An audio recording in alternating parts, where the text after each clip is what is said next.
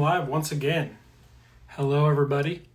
I'm going to add my friend Jeff to this. Give me 1 second.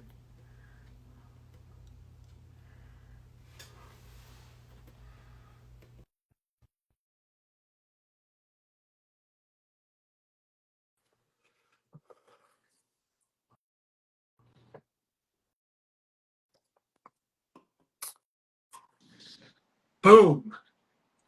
Hello. What's going on? Not much.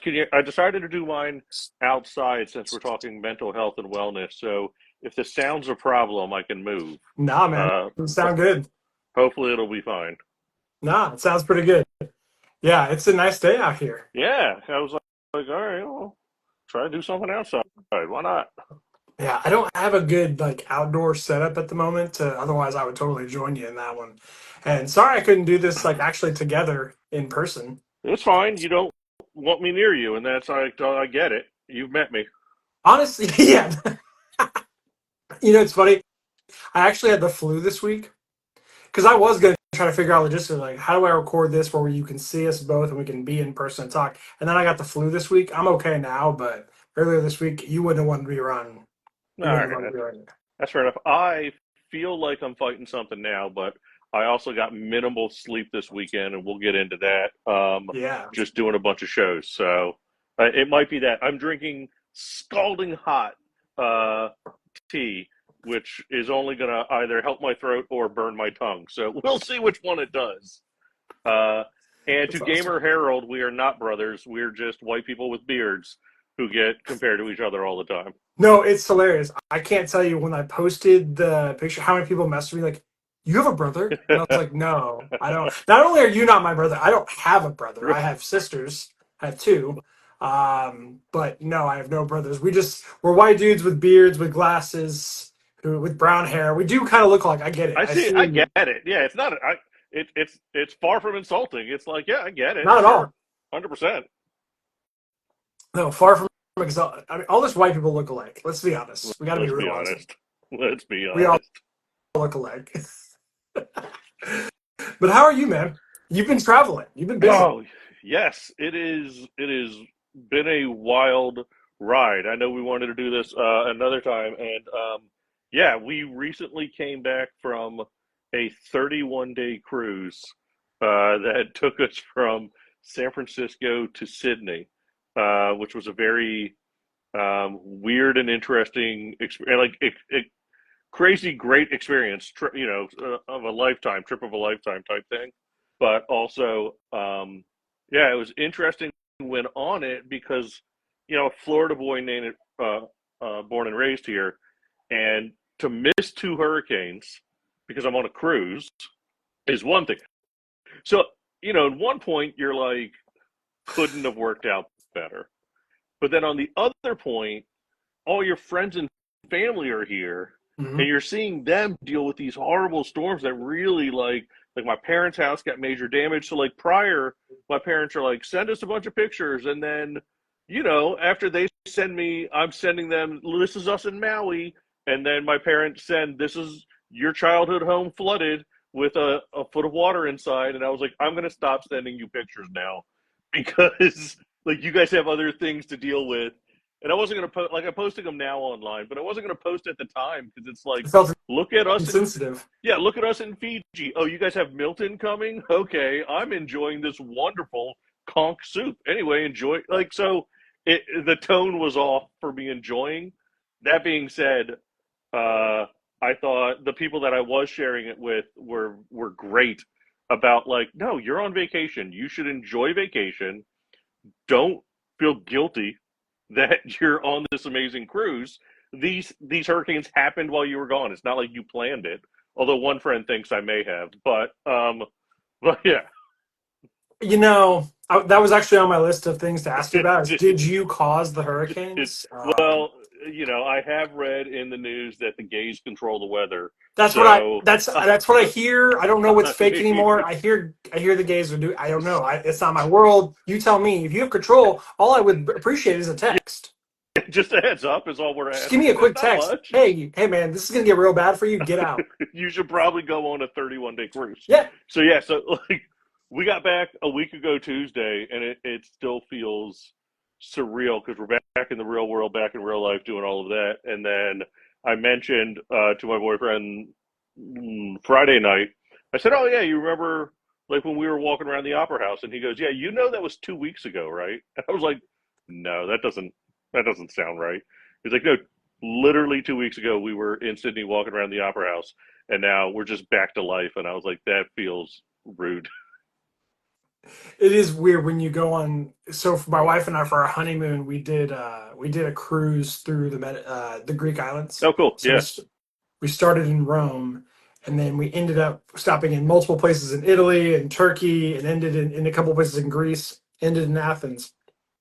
So we got married, and then we did that, and then we come home. And we're like, oh, so now it's just normal Yeah. life. We already lived. We not only did we live together, we already owned a house together Yeah. prior to getting married. So it was like, so we're just back to our normal That lives was now. We're just gonna pretend like just that didn't like, happen. it's weird. It's such a switch, and you kind of like, you got to take a moment and be like, wait, no, something cool did happen. Because it's so easy to just get right back into life. Yeah. Uh, and then for me, it was like come right back and like get right back into doing. Well, I got to do comedy in Sydney, which was also very cool. But I was gonna say got we right should take back a into it. step Yeah. back real quick. Oh, sure. Let's take a step back. Let's reset. Yes. Yeah, this is the Sunday Reset with Will and Friends. And so, for those who don't know, my friend Jeff here, Jeff is a. Actually, no. Why am I doing it? You introduce yourself. You talk for a living. That is a host who doesn't know his guest. Uh, no, you should introduce you. No, you tell us how we met. No, so I'm a stand-up comic. Uh, I also do photography and video production. Not a big deal. Book me. But I do stand-up comedy mainly. That's how we met, and can happily get to do it around the world apparently, which is fantastic. But yeah, get to do stand-up comedy um, as much as possible, and I absolutely love it. Um, in selfless promotion, just shot my own comedy special, which hopefully will be out very. I mean, it's finished. It's uploaded to an undisclosed Blamazon site because you're not supposed to say until they accept it.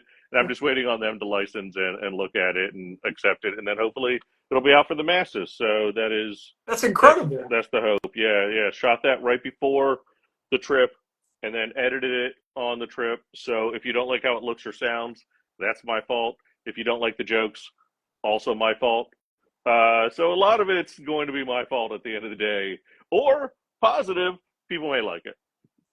Okay, so would you say like what would you say is your primary like source of income? Is it comedy? That's why I was having a little trouble with the introduction. I was like, Yeah, is no, that that's a. would that be considered you, or is it video side, or what for you I is like the primary so income?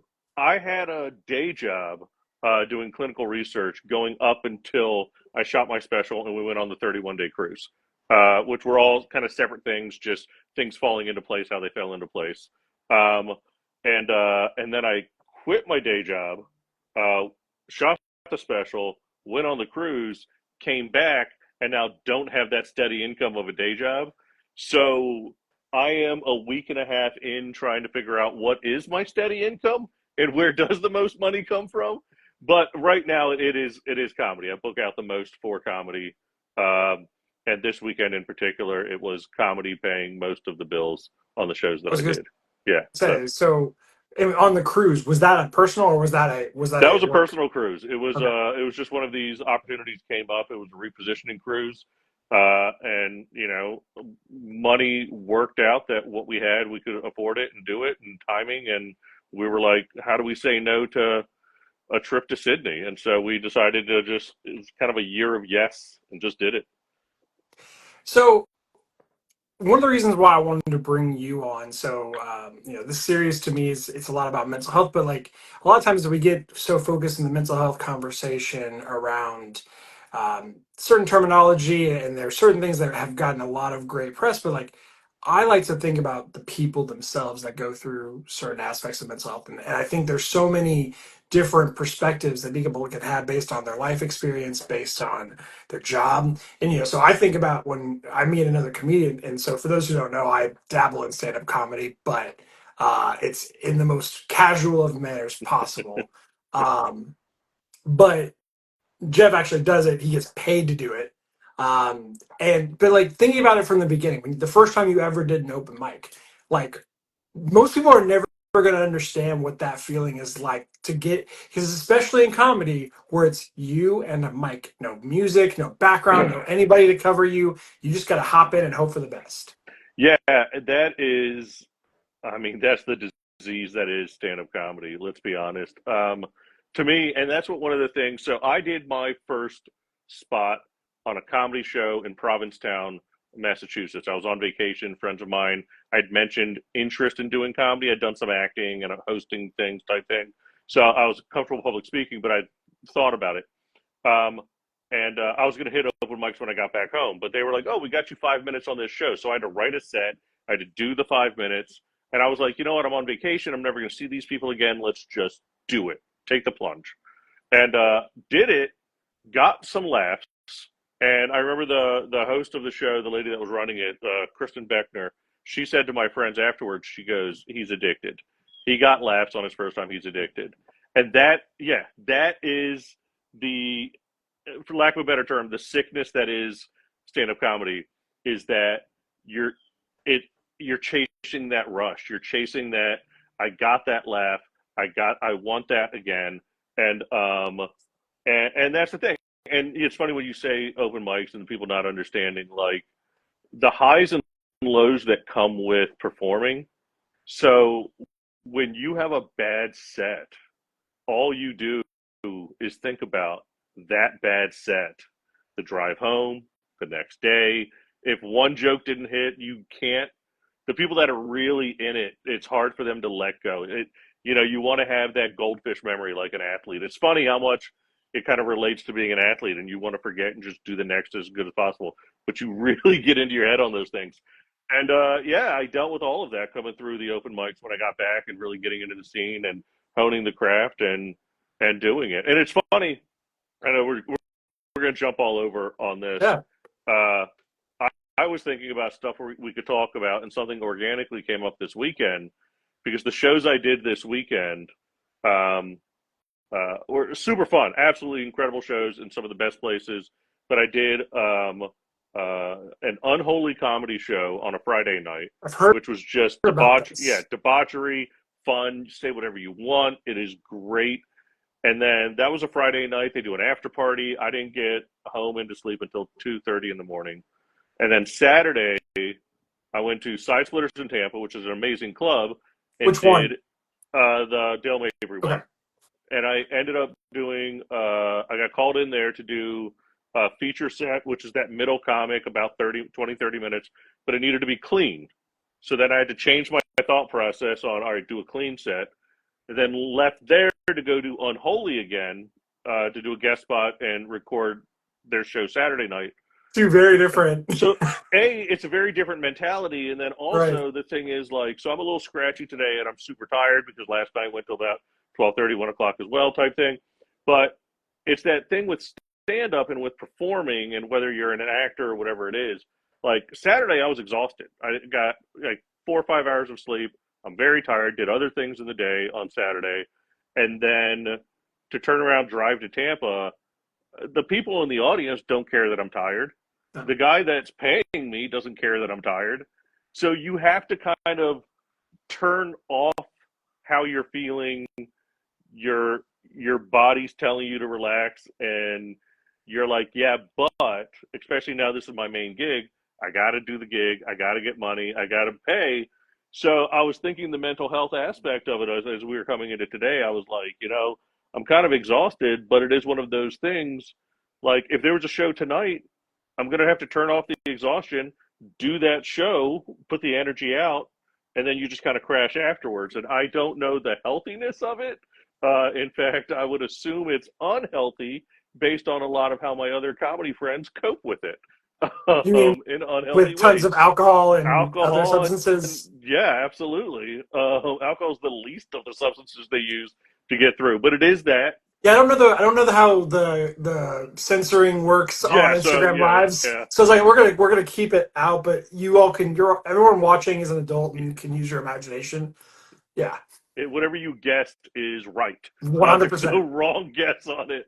Um, but yeah, so I was thinking about that coming into this. I was like, that is one of the, I don't know how unique it is. Everybody has to do that for work, but it is one of those that you definitely have to turn it on. And it's a half hour, it's an hour, it's 10 minutes, but you don't get to cry in that 10 minutes. You got to be just, you have to entertain. Take it. You're taking the concerns away from other people, regardless of what yours are, type thing. And so that's one of those. When it comes to mental health and comedy, I think that is something that is an interesting aspect of it that we I was going to say we deal with it, but we don't deal I with was, it. I was gonna say, Yeah, what do you do though, if not that other stuff? yeah. I mean, for me, I mean, because I've been in the performance part of it, whether actor or whatever. And I hopefully I'm a little bit better put together than maybe some are, or at least self-actualized in the fact that I'm aware of it, and I'm aware of not going down certain paths to make sure that, because that's the other thing. I think once you go down a substance path, now you're chasing the high from the stage, and now while that made me feel better afterwards, and now you're going into a circle at that point type thing, and so rather stay away from the circle completely. Um, so I just, you take some downtime when you can. I play video games to check out. I you know, be lazy on the couch and watch TV and so on. But I think downtime's important and necessary. You got to remember, like, downtime's okay to take, and yeah, you got to be okay with it being okay. No, I couldn't agree more. It's something I think, especially as you get older too. I think what we don't realize is like if you don't take the time for yourself, your body's that check comes due whether you want it to or not. True And so story. like that was me with this flu this week. I'm confident. Like I've been running a million miles a minute between I've got a day job, I've got this mental health thing that I do and the content here. I dabble in stand-up comedy when I feel like it. I'm writing my next book. I'm going all these places and trying to be everything for everyone all the time. And I do a pretty good job at it. Right. But eventually, like It catches up. yeah, there's a bill that comes due, and if I don't take the time to rest, my body's gonna make me, and that's what I think. I'm confident that's what happened. Was it's just hey, you need 2 days of just you in a bed and not doing anything to catch back up, Yeah. to get to even, and then moving forward, be a little smarter next time. Yeah. Um, Which we're not, but no, we fall into the never, same traps. Yeah. never. No, but it's interesting. I don't know if you remember. So you and I are both part of that Tampa Bay Yeah. Comics Facebook group, right? I don't know if you remember this. It was like I want to say it was about 6 to 8 months ago. There was a young person came in there and was like, "Hey, I'm just getting started in comedy. Any advice anybody's got for me?"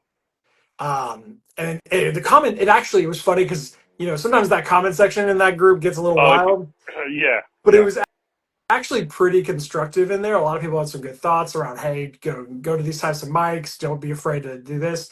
And, I think the thing that I threw out there that if I could go back and talk to like the first time I ever did comedy or ever performed, you cannot do it for the laugh. Like that can't be the reason you want to do it Yeah. long term. Yeah. It's fine to get you started, but at a certain point, if that's the only thing you're chasing, like you're always going to be wanting, you have to do it because you want it. Because there will be the time where you don't get the laughs, and that crash is really, really hard. Especially if this is something you want to make into a career one day. Yeah. Like you can't. That can't be the outside factors, the external validation can't be what drives you. Having said what I just said, I realized that like if you don't get any laughs, though you're not going to get a It's lot of stage time anymore. So there, you can't 100% believe that either. Yeah, it's funny. I've had very established comics. One of them, everybody deals with audiences differently and sees them differently. And I had a very established comic tell me once he compared the audiences that we talk to and deal with as a necessary evil, because audiences are just a necessary evil. They are. And I was like, okay, so your point is you just want to put, you've written this, you think it's funny, you want to tell it to people, and if they don't like it, that's their problem. But it's a weird like mentality on it, and it's not always good because honestly, at the end of the day, the audience is the equalizer, right? They let you know, It's instant. it's it's instant like justification. It's instant credibility. You're gonna know. There's very few. If you put out a Yeah, song, it's very rare that you're gonna get the immediate feedback. But stand up comedy is like one of the few arts where you will get immediate feedback on whether or not what you did achieved the goal you set it out for. that's one of the things I complain to this day. One of the early in my first year, I was hitting all these open mics, and a lot of them were like mixed open mics at like coffee shops. So you'd have, and this was one of the, it would drive me so crazy. There'd be a 14-year-old girl playing her guitar about a breakup song, right? Young Taylor Swift hitting it hard at this coffee shop, and everybody's dead silent listening to her. And then at the end, there's a ruckus applause, and everybody loved her, and good for her. And then I go up next, and I do my stand-up comedy bit, and there's dead silence as everybody listens to every word I say, and then there's applause afterwards. And nothing was so insulting at the end of that than the applause afterwards because they were dead silent my whole set. And that was the big, This was a and so pity clap. yeah, and so that was the thing. Like in their, I lost you on audio. Oh, all right, I'm back. All right, all right, cool. that should be yeah. Um, that was just one of those things that it was like, the musician. Yeah, you're quiet the whole time, and that makes sense. And that's how either it's how the audience was trained, or they're like, well, he tried. But it was just one of those things. We talk about the difference between music and comedy. Comedy is an instant just is it's an instant gratification. You instantly know how you did. You instantly know what works and what didn't. And like the great marketplace, it levels itself out. If enough audiences aren't laughing at a joke, it's not the audience's fault at that point. It's the joke's fault. Redo the joke, rewrite it, rethink it. What are you doing wrong? So it is that idea like they're necessary evil, but at the same time, they serve a purpose by, overall, they do decide what's funny and what's not. And so whether we can take that with our egos is how long you stay in the game and how you get better or not get better in stand up is all of that. So can Yeah. you listen to it and make those adjustments? Yeah, it's funny how like and audiences can remember too, especially if there's certain places that you perform on a regular basis, whether it's a brewery or a actual comedy club or not. And a lot of times you'll get the same folks that come Mm-hmm. through.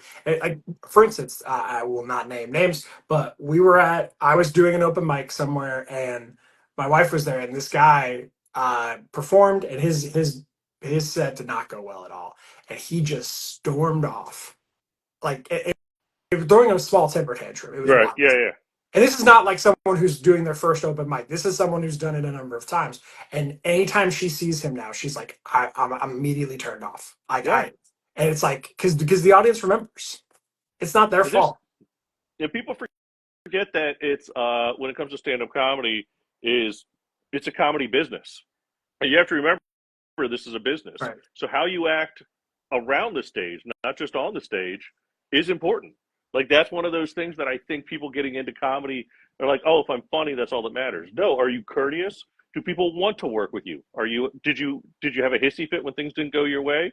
Because that's not going to get you booked. So you got to remember always like, but again, to circle it all the way back on the whether it's healthy or not for our mental health is that reality of I'm exhausted off a couple hours sleep going into a club yesterday late afternoon early evening. I don't get to be tired or cranky around them. As soon as I walk in the door a half hour before that show, i'm I'm on before I'm on stage. When I walk into the venue, I'm on. I'm happy. I'm in a good mood. I'm being cordial. I'm great to everybody.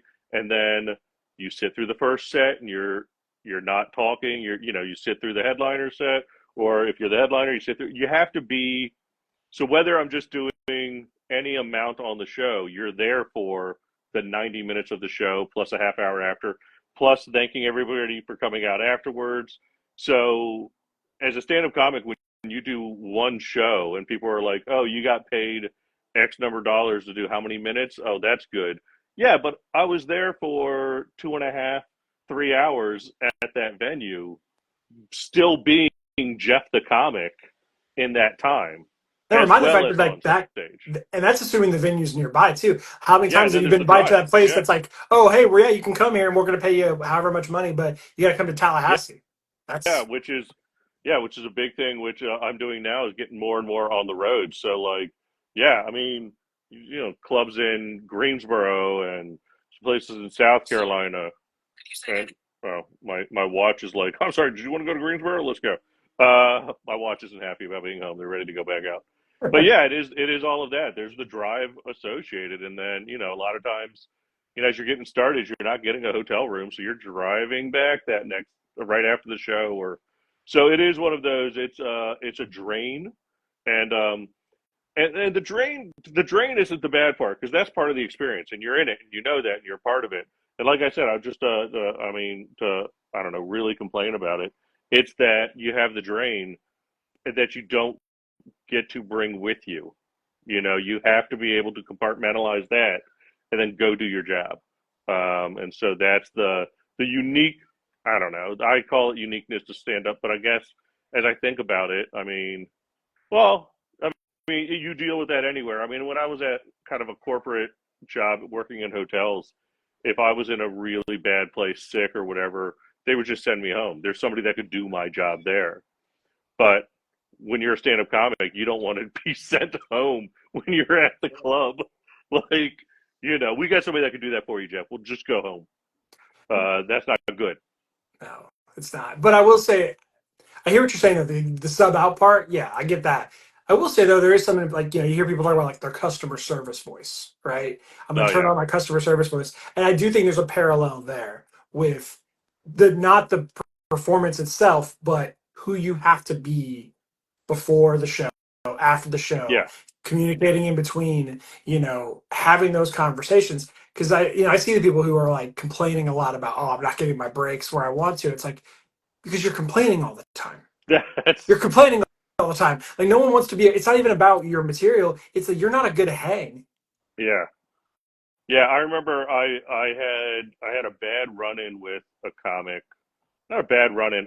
I had a personal issue. I'm back. All right. Every time I adjust this, it decides it wants to mute it for some reason. I had an issue with what a comic said on stage. Uh, as a gay man, I had an issue with what he said on stage. I didn't say anything at the club. I had to stay professional. It's one of those things. I'm a professional doing a job, so I did the job. Afterwards, I sent him a message on his Facebook saying, "Now I did it on his page. I mean, I'm a real, Gen X jerk about dealing with it on Facebook, whatever." But I told him my problems, which caused some established comics to reach out to me and say that that's problematic because that's going to stop me from being booked because I'm going to be seen as difficult. And I was like, yeah, but the problem is I'm the one that's not going to be booked when he was the problematic one and I'm just responding to it. But it's, whoever throws that second punch is the one that's in trouble, right? Sports and so on. So it is one of those, like, that's a weird thing too that you have to pay attention to what you're doing social media wise because you want to be seen as amicable and bookable and all of that plays into it. So it becomes it's definitely, like I said, I don't think we're unique. I know everybody that goes to their job has to turn stuff on. I do find that as if you're trying to be a full-time stand-up comic and you're trying to make that a life, I don't think you get to be private, especially to start with. And so I'm always shocked when I try to follow a comic on Instagram and their profile's private. And I was like, I don't understand. Can What we was the do point that? in that? That doesn't make sense to me because it's mine is like if you're asking to be my friend or you're following me on anything, my thought process is that's a possibility of a new fan. And the possibility of a new fan equals possibility of booking somewhere I may not have been because, like, somebody that follows me in Houston brought 16 of their friends out to a show. Well, if I'm going to a headline a club in Houston and there's 18 people came out to see me specifically for me, that looks good. And so it is one of those like you constantly have to be aware and so it's never really turned off. It feels like unless I'm just sitting on my couch playing video games or watching movies, it feels like if I'm interacting with any person or online, I still have to remember anything that can be seen about me, which I post a lot of my clips and I do my weekly videos and so on. and then I forget that I do that for the public. So when somebody like my dad is like, "Oh, I watched that video of yours," and I was like, "Oh crap, what did I say in it? Hold on, I put that out there for people to see," and I was like, "Oh no, that's what I do." So I kind of forget that at the same time too. Yeah, I see. I don't share that part because like my social media is geared very much on this mental health of the will entity that I have. Hmm. The comedy I keep completely to the side. But it's, occasionally I'll get someone reach out like, "How come you never post a clip of you perform?" I'm like, because those are two very different people. And that's Uh, just it. Like one, you're afraid one's going to affect the other, and then that becomes so you have to stay vigilant and aware about mhm. that, right? Like what you present out there can change who might be following you, and that's a whole thing that you have to juggle. Yeah, I mean, it's interesting because like I get like people reaching out like on the mental health front. They're like, hey, well, you should try doing some videos like this or like that. Like it seems like those get a good engagement, and I'm not against those things, but this is gonna sound really silly, but like I don't want to go viral for the sake of going viral, if that makes Right? sense. Yeah, yeah, Like cool, I made that one video and it was really funny and it worked out really well, but now I'm that person. yeah. And if I do I don't want to be anything else, pigeonholed into that. Yeah, yeah, it's like I want if it's gonna be if something's gonna happen organically, I want it to happen for the things that I care about it to be, not the other part. Comedy for me at this point is purely here's the actual truth. I don't know if we've ever had this conversation, but no, not um really. Yeah, so like for me, like I did comedy when I was like in my early 20s, even before I was 21, performing at bars that I shouldn't have been in. Um and then back then had a ton of ambition. I was like, I want to be someone who gets the, at the time, Comedy Central was like still a big, the big place to do it. And I want to get the special, I want to do all the things. And then life happened and I was in a pretty dark place and I didn't feel very funny. So I didn't do comedy for years, years. And finally, one day, I did an open mic, and it was a lot like you described, where it was like a lot of yeah. music and slam poetry, and then I got thrown in there. They were super welcoming. It was cool because it's my first time on a stage in 2 or 3 years, and that was really cool. And then I kind of just did it sporadically, still wondering, do I care at all about this at all? Right. And then I got away from it again. And then it was actually I'm going to tie it back into the mental health thing. It was actually my therapist who got me back into comedy, um, because one thing I learned about myself is that I crave chaos in like a deep, unhealthy way. Oh, comedy's And great for you. Yep. Okay. right, and but if I don't have an outlet for that chaos, that I will create one whether I like it or not, and usually in a self-destructive manner. And so I have to find healthy outlets for that. I have to find different ways to do that. And so now, and this might piss you off, I don't care. But like now, my comedy, I don't do the same set twice. Yeah. I decide because that's the best part about being in like those Facebook pages and stuff. You know when all the open mics are, so I'll just be like, all right, Thursday I'm going to Soggy Bottom and I'm gonna do 5 minutes, and who cares where I end up on the list? And I just decide on Thursday that I'm doing it, Right. and then as soon as I get done with my day job, I go in my room. My wife knows. And I'm like, all right, I'm going to be writing. And I write whatever I'm going to say that night in that time. And then I drive over and then I go perform it. And Right. then that will never be seen from again. Because that's my organized chaos. And, and it's very interesting. And it's not, that's not the formula to like ever become a comic. Like that's not the move at all. But it's what I want it to be. That's what I need it to be. And even like, now crowd work's really popular and like that's even more chaos for me. So I'll implement some of that sometimes. But for me, it's like it's this outlet to get this chaotic energy out of me. And in its own way kind of made me fall in love with the craft ever again. Right. Um, yeah. Now my wife would argue though that I lean too much into self-deprecation. I get that. I was like, do you ever? I mean, I've seen some of your work, so like, there's definitely some of that in there. But like, Yeah. do you think you lean sometime, especially when you're trying new bits out? I do. I tend to.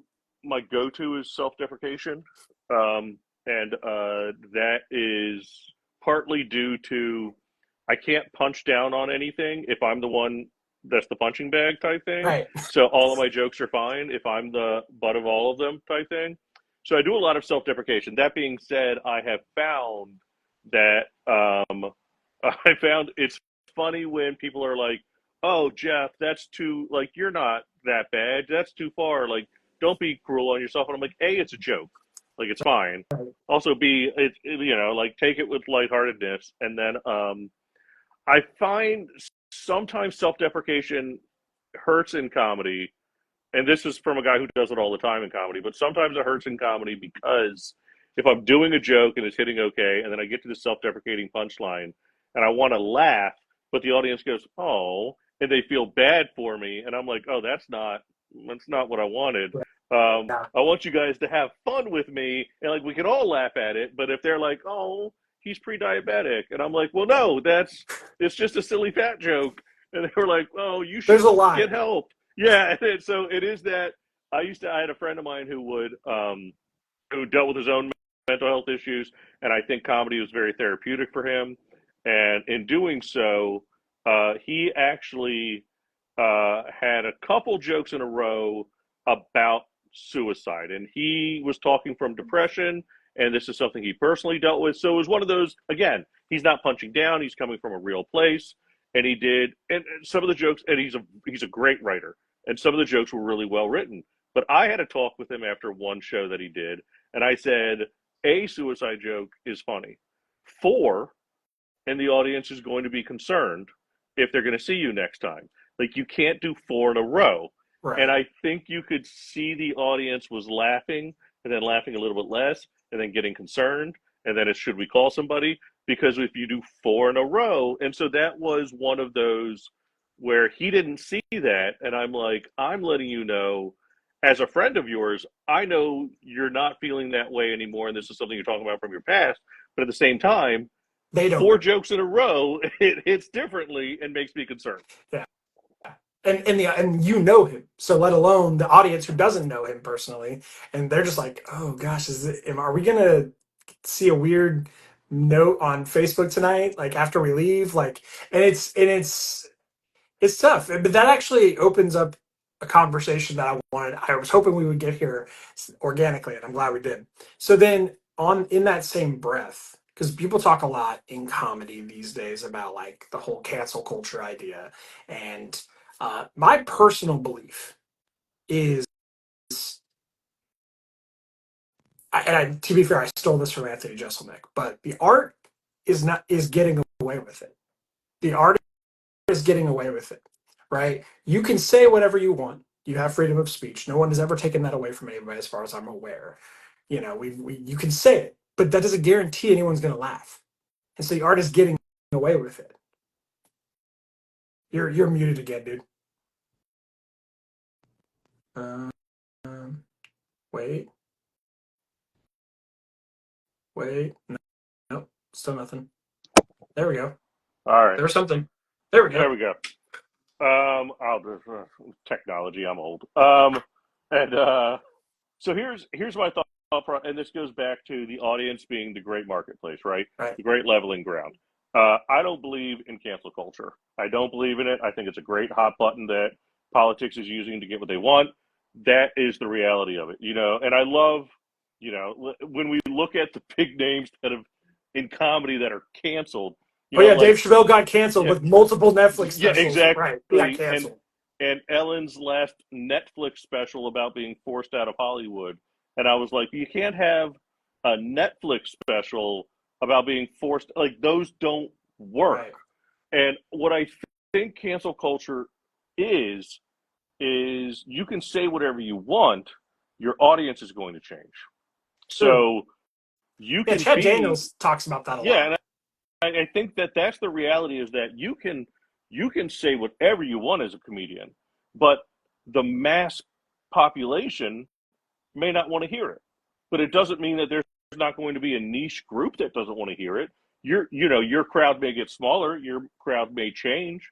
In a lot of the terms of cancel culture and the people that are quote unquote being canceled, especially in comedy, your crowd may become more homogenous in how it looks, but it's not going to, you're not canceled. You're just getting, it's leveling it out. It's the marketplace leveling out. It's saying that doesn't work for us, but it doesn't mean it doesn't work for everybody. And that's what I think real cancel culture is nobody's actually being canceled. It's just, if you can't, because it's funny. I mean, listen, he said some really stupid things of late, in my opinion, even though he was an early hero of mine in comedy. But Jerry Seinfeld has even pointed out that he doesn't believe in cancel culture. He's like, yeah, you need to adjust with society. So, like, there's some things that aren't comfortable being said anymore. That's okay. That's not a bad thing. You just need to be a better writer. And you can almost say as Jessica says, getting away with it. You can say the same thing you were saying, just work on your words, rewrite it, make it so it fits today's standard of what's allowed. That's what I mean. It's like it bugs me because it's like you can. I hate when I see a comic just write a subpar joke, but it's on the brink of like, this is something we don't really talk about in today's society. Yeah. And they're like, "Well, see, this generation's too woke and all this stuff." It's like, no, no, no. Your joke just wasn't funny. I guarantee in the Yeah. right hands, that same topic could be covered. And it's like, but then there's the other side of it, which like I have friends who are like, "Well, do you not think certain things are off topic?" I'm like, for me personally, no. I think you can find anything funny. But I more than understand why some people may not find certain things funny. And that's okay. You're allowed to say, Yeah. you know what? That's not for me. That's not my brand of comedy. And then you just don't enjoy that piece, and that's okay. But you don't get to say that they can't say it. Yeah. And that's where I think people forget that you're allowed to not like something, Yeah, but you not liking something doesn't mean it's not allowed out there. right. And I think that's where society's gotten a little messy on feeling like, well, I don't like it, so nobody should like it. Well, Right. unfortunately, there are going to be people that like things that I don't like, and sometimes they like them a lot, as much as I don't like them. Right. But that's the world, and I can't change that. Um, so no, I agree with you 100% on that. And I agree that everything can be joked about. I think honestly, everything can be joked about. I don't think every person should be joking about everything. Right. I think that's the reality. Is when you're coming from your own experience, I think you can joke about a lot more when things have happened to you. But it doesn't mean that like when if I joke about I think that's the big difference. When if I joke about stuff that's happening in the gay community or stuff that's happened to me being a gay man, it's a different joke than let's say you Right. did the exact same joke. You know, they're the same joke, but because they're coming from different experiences, I think it hits differently, and it hits people's ears differently too. Right. And I think that happens with anything that's off topic that people say you can't joke about. I think, you have incredible comics like what Josh Blue with cerebral palsy, right? He's out there making a killing because he's talking from his Right. experience. If I go make those jokes, there's nothing okay about that. But it doesn't mean the jokes can't be made. You're just, well, it's like, I mean, that's anything in life. I mean, five people can walk up to five people can walk up to the same person and say the exact same words, and they land five different ways Yeah. in just a normal conversation. If a man walks up to a girl at a bar and another man does the exact same thing, doesn't mean that like one may go better than the other Yeah. for a number of reasons. What was your tone in what you said? Were you creepy about it? There's so many different things that play into it. The same is true in comedy, which is at the end of the day, like, how did you deliver the joke? Was it with good intent behind it? Yeah, that's Are you speaking from a lived experience? I think that's a really good call out you made there. Like you said, I being in a, I'm heterosexual and I'm in a heterosexual relationship. Me making a gay joke probably not going to land the same way as if you did. and it just hits differently. Right. And and I think one of the other problems or pitfalls of comedy, I'll say, with an audience, is the fact that I think audiences think I'm going to go see comedy tonight, but comedy is too general of a term. Saying I'm going to go see comedy tonight is catamount to saying I'm going to go see music tonight, and then you just go to a concert, and then Yeah. you're at that concert and it's country music, and you're like, I hate country music, therefore I hate music, and they shouldn't be able to do this music on stage. Well, no, you went to a country like you don't just go to music. You look up the band, you look up what style of music they are. You it fits with your style that you like, and you go see it. That's what people should be doing with comedy. Look up who the headliner is. See if their style is something that you enjoy. Do you want to go see that style of comedy? Because comedy is just as unique as the genres of music. There's one-liners, there's storytellers, there's all different styles that are going to hit differently. And the problem is somebody will go and go, I don't like that, so you're not funny. And it's like, well, no, you don't like this style. It doesn't mean it's a bad style. I don't love country, but there's good music out there. It's just not for, I wouldn't go to that concert. Right. So I think that also is something that we run into in comedy that we have to deal with an audience that's like, well, you weren't funny because you're not the style I like. Well, those are two different things. Yeah, it's I say this with all the arts. Really, whether it's making a movie, comedy, music, anything. I wish more people would get away from the phrase "that's no good" and say "that's not for me." That's a great, yeah, yeah. And changing that narrative on that is perfect. Thank you very much to whoever M. Cora is. Thank you very much for that. Some of my viewers are going to hit on you, so that's going to be, you know what? you're welcome. You know what's funny is since doing the mental health thing and all that stuff. This is just a quick aside. We can go back to the topic in a second. Almost 100% of anybody who slides into my DMs Hmm. is men. Is men. Yeah, Men. we are a Every time. slutty internet people. We are. I can say it. And every We time are. I'm always flattered. I'm like, I appreciate what you're doing. Not for me, but I appreciate you. I mean, and I'll say that's not just gay men. Let's be honest. The amount of people that are sliding into Instagram models DMs are not usually women being like, some straight woman being like, that bathing suit's amazing. Where'd you get that?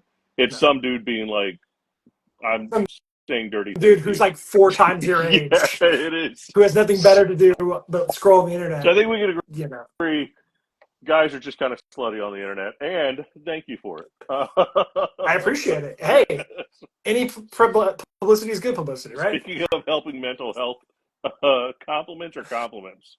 Facts, facts. But going back to I think it's so easy for someone to when it comes to like I don't go into a Fast and Furious movie expecting an Academy Award winning performance out of Vin Diesel, Right. right? Like Yeah. like if you go into it thinking you're going to get Oppenheimer, of course you're going to be disappointed. Like what on earth? But nonetheless, that but if you're the audience who's like, I want to see fast cars and cheesy lines and shit blow up, Fast and Furious is right up your alley. Can we And maybe just you're in the mood for that. And go. real side note tangent, and I'm sorry about Go this, for but it. on the last Fast and Furious movie, which was not for me, but I loved it for what it was. The thing that bothered me the most about it, other than the ridiculousness, um, is how many amazing actors are in those movies now. Like Yeah. Helen amazing Mirren. Helen Mirren, Charlize Theron. I'm just like every time a new Academy Award winning actor would pop in there, and I'm like, Kurt what are you doing? Russell. Why are you here? This is Yeah. not your movie. I no, honest no, actually I have an opinion on this. I Yeah, think for a lot of there was a long time a Hollywood standard was you do this type of thing when you are at a certain class of, you're in the Helen Mirren hmm conversation, right? When you're in that class, the Kevin Costner, you're like in that Brad Pitt, George Clooney, Julia yeah, Roberts. When you're in that class, you don't dip below that. And I think the problem is those people still want to have fun too. And I think so where like my dad would look at that and be like, well, that's just dumb. Why is, why like, he always thought it was funny whenever he would see a really like A-list person do a commercial that was cheesy. yeah. He's like, why? I'm like, well, $4 million is still $4 million, That's Dad. fair. That's fair. For a day's work, Yeah, I think they'll take the yeah. $4 million or whatever it is that they're getting paid. And but I think sometimes like when they join an ensemble cast like that, I think they're just like, you know what? This is Let's a just week have of my fun. life. Let's just have some Only Murders in the Building. Like the Yeah. most recent season, the last 2 seasons, they have had who's been joining you? Do you follow that show? I need to watch the. I've yet to watch the new season, but yes, they Meryl's in it now. Meryl, Um, Meryl yeah, fucking Streep. yeah. There's no world 20 years ago you're getting Meryl Streep to do a Hulu comedy show. Yeah. But I think she's like, wait a minute, I've known Steve and Martin for a really long time. They seem to really love Selena. Oh, and we've got Paul Rudd, and we've got, let's just have some fun and make some art. Yeah. And I think Yeah. that's okay. And so I think that's why you'll get a Charlize and a Helen Mirren to join, and Kurt Russell to join a Fast and Furious movie, because they're like, what? Why not? As I was just enjoying the ridiculousness, it was just one of those when Helen Mirren walks on screen. I'm like, what are you? Why'd you take me out of the ridiculousness? I don't understand what just We happened. just went to fucking space in a car. Yeah, like you need to stop right now on.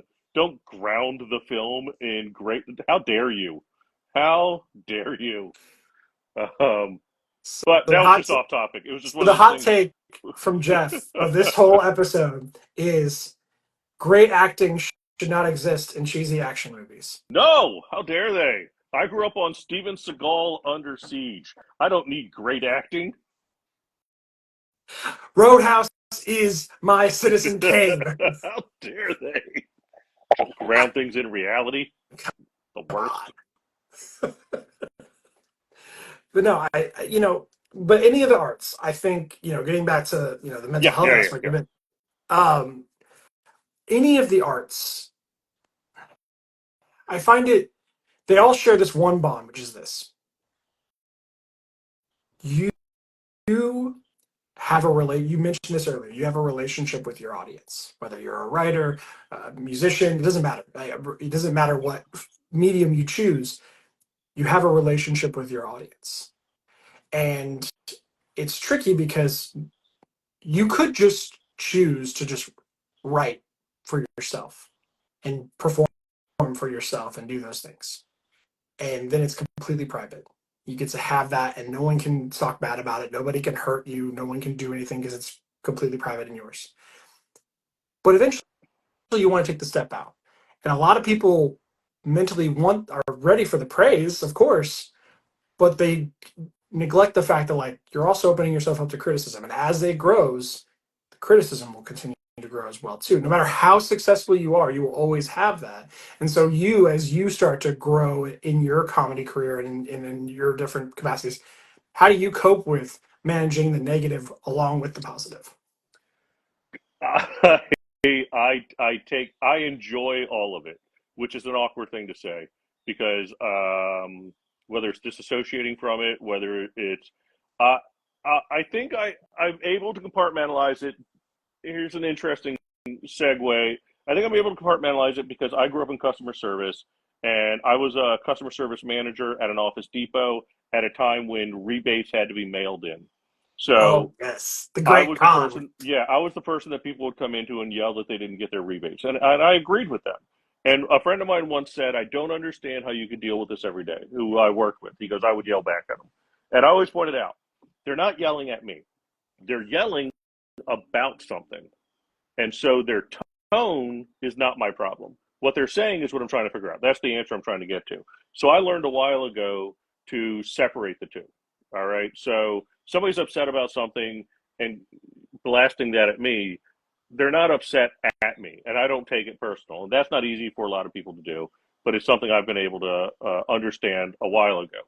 So when it comes to comedy and critiques, and it's interesting because I'm about to deal with this on a much different scale, and that's going to be, as you said, as you grow, the comments grow. I have some independent movies that are out there that we thought were funny and well done and shot with a tiny budget, and then in my acting career, and they go out, and then I read the reviews on them, and they are horrible. They are horrible reviews. They attack me personally. Um, they said, "What is this? His first acting job?" And it was. And and it's one of those. When I first read that, I was like, "Well, you know what? They watched the movie. Like, not 2 million plus people didn't watch the movie. This person did. So, like, what do you?" And then I did plays, and I got written up the play got written up in the local newspaper, and I was like, oh my god, I have a art critique of a play I'm in. There was only three people in the play. I was one of the leads, and he hated us in it. Oh my god, absolutely hated us in it. So after a little while, you have to kind of you when you get enough crap talked about you, you can't keep taking it personal, right? I started taking it as, well, I'm not a good actor, and that's where I kind of turned to comedy. Or how do I get better? And so I always look for that. And there's been interesting comments so far on clips I've put out. I had one of my favorite comments. I put out a clip, and somebody said he needs to work on his delivery, his presence, and his writing, but overall, he's really funny. And I was like, those are the three things of stand up. So if I Right. need to work on everything, I don't get how the overall is an A plus when it's like fail, fail, fail. Overall, amazing. So there's also an inaneness to what people say that you can't take it all that to heart. Right. So now with the new special coming out, putting out Fatty Gay to the masses, if I can get it onto the streaming service, that is people all over that can just search for it, find it, unrelated to me, have no feeling for my personal well-being, and say whatever they want. And I am excited about that. My friends and family are concerned about that, and I'm like, I can't wait to see the positive and the negative reviews because I'm curious what's the negative, and if there is one, is it something I should work on, or is it a you problem? Right. So that's what I'm curious about. I always, when I put a clip on YouTube, I turn comments fully on. I was like, don't restrict anybody. If it's a hate crime that wants to be on there, I want to read it. What is upsetting people? For good or bad, I live. I don't live for it. I'm excited about them, if that makes sense. I can do without them. I don't need it to be there, but at the same time, I get excited about what has affected somebody so much that they're like, I need to type this thought down, hit enter, and make sure this random person who I've never met reads this. I need to affect their life, and that intrigues me. And so I am very curious as I grow in comedy how that will grow, like you pointed out. And this is the first step of me seeing that. So I guess I'm a little bit maybe different and weird, and I'm excited about it.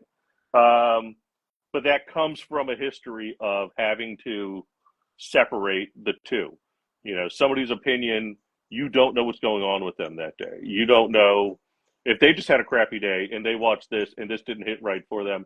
It's one of those. I've learned not to take it personal, which is a very valuable. If you can get there, people get there. If that helps change your perspective on things, remember you don't know what somebody else's day has been before that interaction with you. So therefore, I tend not to take a lot of things personal because I don't know. Did you put your dog down this morning and now I cut you off and you're pissed at me? Is your overreaction to that based on the hours prior? So I try not to take any of it personal. Yeah. And I think, you by having the customer service job, I think, I said the same rule could apply whether it's, you said you were a customer service manager at which wait, it Office was Depot, yeah. Office Depot. I was gonna say, was it Office Depot or Staples? Yeah, Shout out Office Depot. Office Depot, or if you've been a server or bartender, or if you've worked a sales job where you're cold calling people, any version of that, you're going to get this high volume of instant feedback, and it by its nature, if you do it long enough, will develop a thick skin. Hmm. And I think if you don't have one of those type of jobs, and then you enter a field like comedy or something, I think that's the only place you're going to get that thick skin, and that's just part of the game. Whether you I like think it or not, people are not there. You there. I don't care. You mentioned at the beginning of this, your first time out went great. How'd the second time go? the second time was at a mic, and I don't think it went as well. But in my head, I was like, I know I'm funny. I made people laugh the first time. So you just kind of like, well, I'll just keep working on it. But yeah, You just keep rolling with it. That's what I mean. Like but being able to develop that thick skin and realize that, like you said, most people, like before this interaction, like this interaction has little to nothing to do with me. And I think the same way about like I get this when I get negative comments on the internet, whether it's mostly on YouTube, occasionally on Instagram or TikTok or something. Someone will write something negative, and my reply is either something to the effect of "sick burn," Right. or it's something like "I'm really sorry you're having a bad day, and Yeah.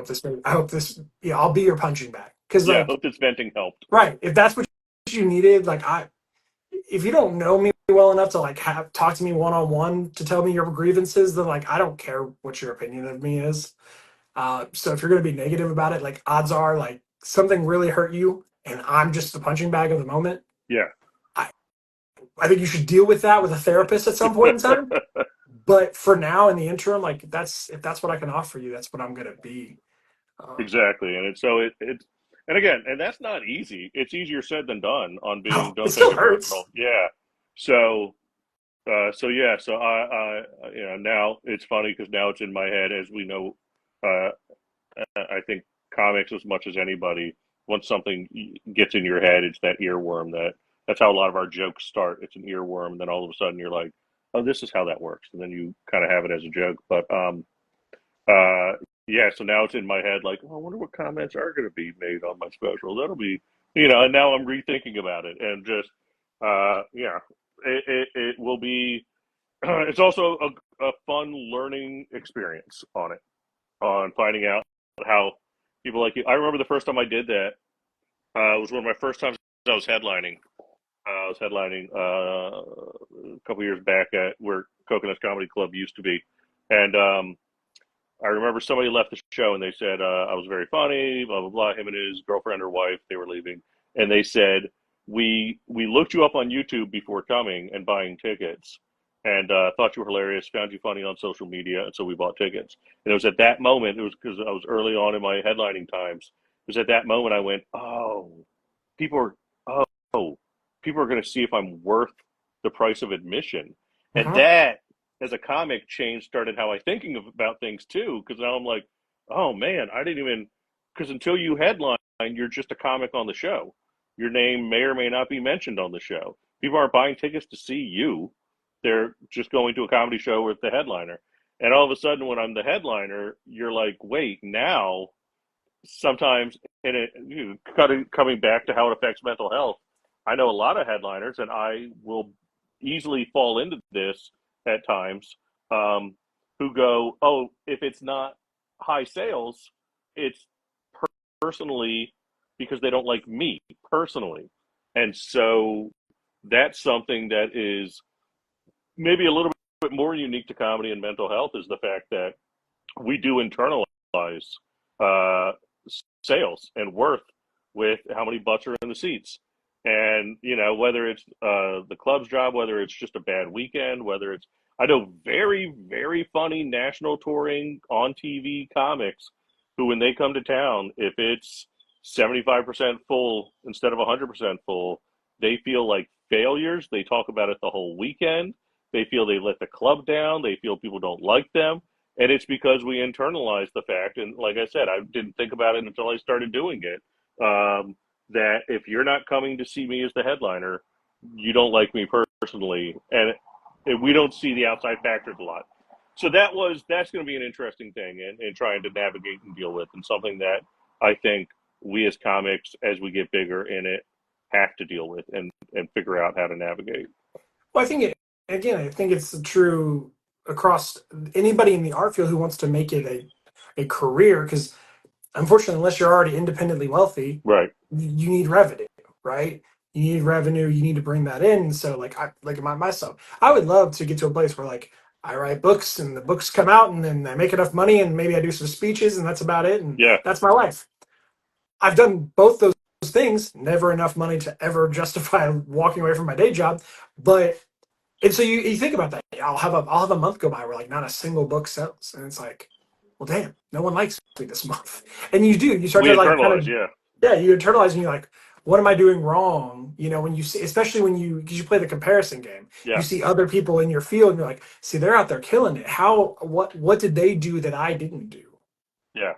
How's what was your weekend? Your weekend was full. Okay. Why was mine not? Yeah, exactly. and never mind the fact that like it could be X number of factors that are not within Yeah, your control. But for whatever reason, that one landed, and it's okay. And then same thing with like, I keep falling back to like I'm gonna keep cheering for everybody else until it's my turn to right, stand up. Like right. that's what I try to hold myself to. But that's a really nice line. It's hard sometimes when you're sitting there in the grind and you're like, I just give me the chance, just Yeah, give me the thing, yeah, and I promise I won't mess it up.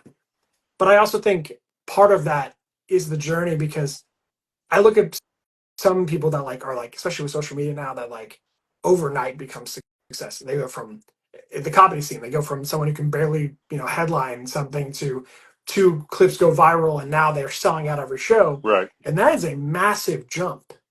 And I think, of course, everyone would love a certain level of success, but there's the mental health aspect of that, which is, do you feel like you earned it? Yeah. Are you prepared to handle that level of success that quickly? You're in this immediate spotlight and it's very easy to fuck it up. Whereas I think if you have like that slow grind, as much as it sucks, the more you can build upon it, the more prepared you become for the next Well, moment. it's layering that foundation, right? I Right. mean, just like building anything, the more solid that foundation is. If you're jumping steps, I think you're missing parts of that foundation. So that's how, mental health that can come crumbling down on you sometimes. Right. Um, and that the work put in is worth the work put in because it's more solid, and like you said, you appreciate it more, you feel you earned it more, and so all of that, and I say that because I'm happy to do the work put in. Now, would it be great just to all of a sudden be famous? Maybe. You can let me know if it happened. I would happily be like, oh, you know what, there were problems or it was great. But in the meantime, putting in the work is also part of the fun, and that's if you find the fun in the work. What's that? That classic saying: "Find a job you love, you don't work a day in your life." If you're finding the fun in the work to get to where you're going, then when you get there, like you said, it's going to be you're more prepared for it. Yeah, So you're not only more prepared for it, I think you're also just like more grateful. I think that's the other part of it too. You're yeah, you're that much more grateful for it because you know what it took yeah, to get there. yeah, You know, and I see that with people who like, for instance, like lose a drastic amount of weight all at once because they did Ozempic or whatever, quick cut way to go there. right. And nothing. That's nothing against anybody who does that. It's just something I've seen with people who have that is it's easy for them to fall backwards because they didn't know what it took to get there. Yeah, if it's used, and that's of anything though. If you're using it as a tool to help, that's fine. If you're using it as a jump ahead, that's that's where you tend to fall back, Right. type thing. So, um, I have unfortunately got to wrap up shortly, though. I was gonna So, say we're now oh, over the hour mark, so we're all good. right, we're good. Um, yeah, we're good, man. But before you Yeah, go, tell people what's coming out, what's going on, where can we find you? absolutely. First of all, thanks for having me on. It was great to get to chat about this, and this is actually a really nice way to spend kind of some downtime on a day after a very busy weekend. It felt like. Obviously, if you follow me on any of the socials, you'll find all the stuff that I'm doing. Um, which is, I feel like saying my social when we're on social media feels weird. So just it's That's there, just freaking click on it. But stay attention. Keep paying attention for the special Fatty Gay. It's coming out very shortly. Um, and then weekly episodes of my show Beer with the Queer, where I try new beers and talk to people. Which I'll have you on at some point, and we'll try a beer together. Do you drink? yes. Okay, yeah, yeah. I'm sorry. We'll try a beer together, and then we'll talk about what's going on in your life. So um, it'll be good. No, And I'm looking forward that's to it. what's happening. Hell yeah. No, I definitely drink. I actually work at a brewery one night a week too. So if you're ever in Tarpon Springs, I work Yeah. at Rider Okay. Days on Monday. Actually, so tomorrow night I'll be there. All right. Yeah, Yeah. That'll be good then. All right. We'll set that up. sounds good. The collab Good. All right. will happen again. Yes. Brothers back again. We're doing it. We're going. I'm having fun with this thing. Yeah. We talk about real quick. You talk about like loving what you do. Like the other beautiful part about not having like the crazy overnight whatever is like I get to just have fun doing this, and I don't feel any intense pressure. It's like I'm just like people were like, "Why are you doing this Sunday?" I don't know, because it sounded like fun. Yes, it- And the worst thing that happens is you and I got to have a really fun hour and 10-minute conversation, yeah, and some people got to see some nice yeah. comments out of it. Like that. That's it. That's the worst case scenario. So we did our job. Yeah. Yeah. So I'm looking forward to it. Yeah. So you'll see me on Beer with a Queer at some point in time. We'll get that set up. And yep, I'm looking forward to that. And then I'll definitely come check out some of your shows too. All right. Go Lions. Todd, Somebody's trying to upset you, it feels like. Todd, get out of here. He's going to be one of my next guests on this coming up right. soon. All right. All right, Appreciate buddy. you, Will. I'll talk to you soon. See you, man. All right, see ya.